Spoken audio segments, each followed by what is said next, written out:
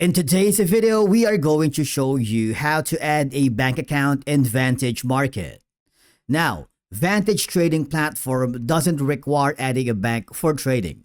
Instead, you link payment methods during deposits or withdrawals via the client portal.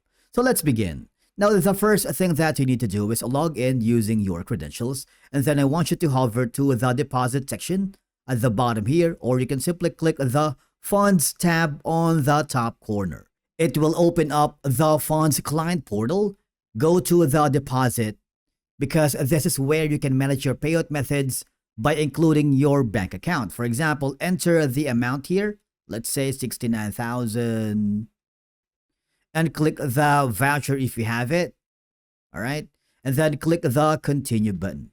What will happen is you will be forwarded here that requires you to choose the local bank transfer or bank transfer. If you haven't added a bank account yet, the system will prompt you to enter your banking details.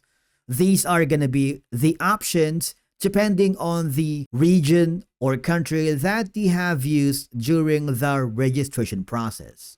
Okay? For example, I'm going to be using instant bank transfer. Okay? I'm going to click the continue. Enter your bank details here, and then select the deposit method, and click the Pay Now button.